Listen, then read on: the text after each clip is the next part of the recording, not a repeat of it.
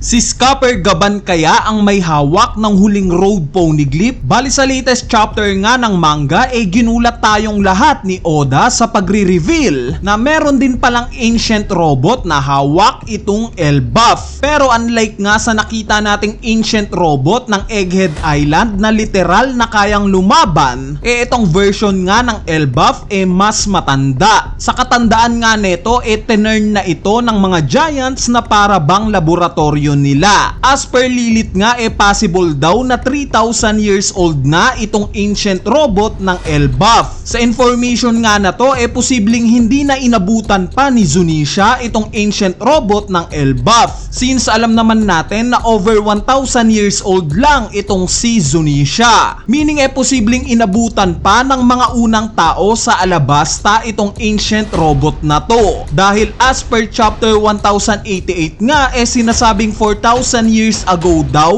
simula nang mag-exist itong Alabasta. At dahil nga sa mga impormasyon na to makukonclude natin na around sa era na to nag-exist ang unang sun god Nika. Kung iisipin nyo meron na ngang sari-sariling version ng mga robot nila itong unang sun god, itong si Joy Boy, at syempre itong bagong sun god na si Luffy, which is si Franky.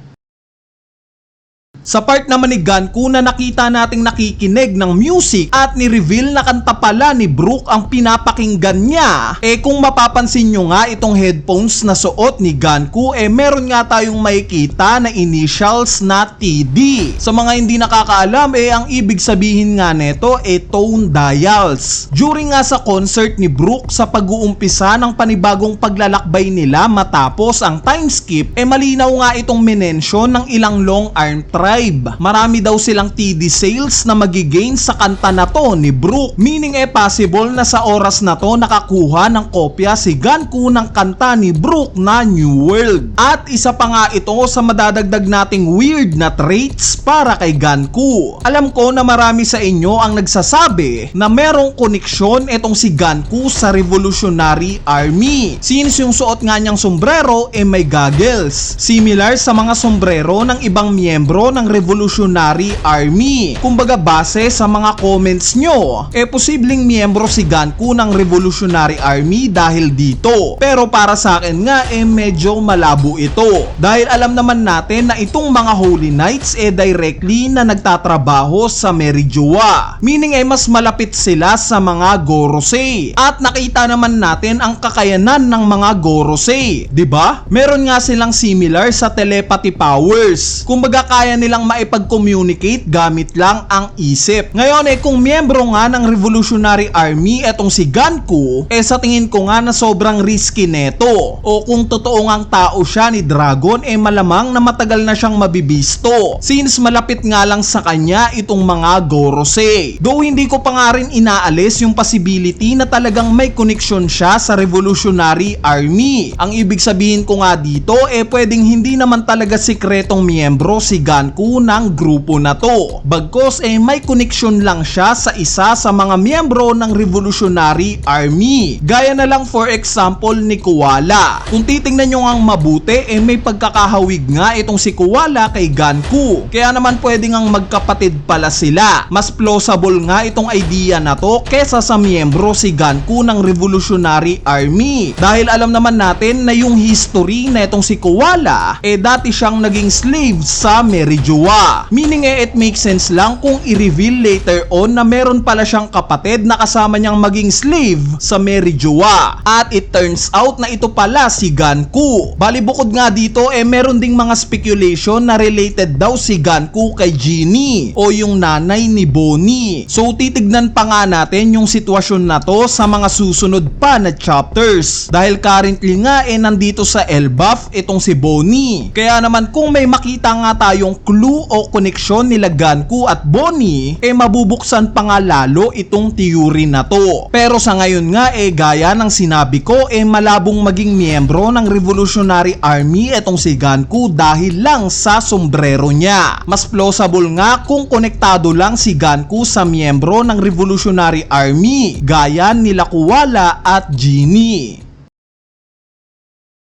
Anyway, ngayon ay mapunta naman tayo kay Colon. Kapansin-pansin nga na nagkaroon sila ng konting resemblance ni Luffy. Mula nga sa unang chapter na nakilala natin si Colon, which is nagpupumilit siyang sumama kay Shanks, na similar kay Luffy na gusto ring sumama kay Shanks. At ngayon naman na similar sila ng vibe sa unang paglalayag nila. Naniniwala nga ako na sa mga susunod pa na chapters magpapakita rin ng traits si Colon ng similar kay Luffy, gaya ng pagiging matapang neto at hindi agad-agad sumusuko sa labanan. Speaking of Colon, nagpakita nga rin sa chapter na to yung tatay niyang si Scupper Gaban. So excited na nga akong makita kung paanong lumaban itong si Gaban gamit ang palakol. Dahil nung time nga na nilabanan niya sila Luffy at Zoro, isang atake nga lang ang nakita natin sa kanya at sumuko na siya bigla. Sana nga makakita tayo ng kakaibang skills mula sa kanya. Ang nakakapagtaka nga lang sa appearance niyang to itong statement niya sa huling panel ng meet-up nila ni Luffy. Dahil as per Gaban nga sinasabi niya na kitain daw siya nila Luffy once na okay pa daw ang Elbaf at bago daw sila umalis sa isla na to. At the fact nga na nagpakita ulit si Gaban ng ganito kaaga,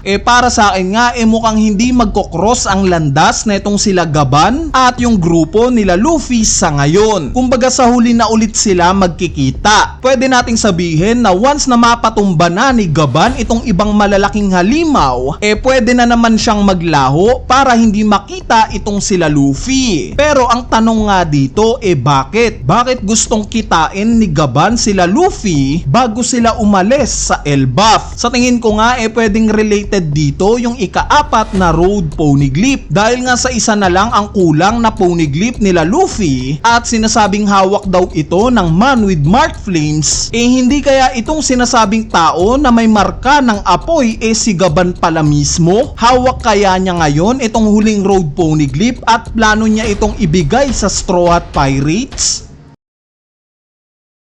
Anyway, base nga sa lokasyon ni Gaban, mukhang kasama nga niya sila Brogy at Dory. Speaking of Brogy at Dory, nakita na naman nga natin na umatake sila ng Hakoku Sovereignty. Kung matatandaan nyo, ginawa na nga rin nila Big Mom at Kaido itong atake na to. Meaning pang dalawang karakter talaga itong ganitong klase ng atake. Kaya naman I wonder kung magkakaroon ng version neto si Haru din. Pero ang magiging tanong nga sino ang magiging partner niya? Gagawin kaya niya yung ganitong atake kasama yung kapatid niyang si Loki? Though I doubt na possible ito, mas prefer ko nga na i-perform ni Haru din itong ganitong atake kasama si Road. Since as per Road nga kababata niya daw itong si Haru din. Meaning may connection na sila. Anyway, ayan na nga yung analysis natin para sa latest chapter ng manga na chapter 1144. Sa mga nagtatanong nga kung meron bang break next week,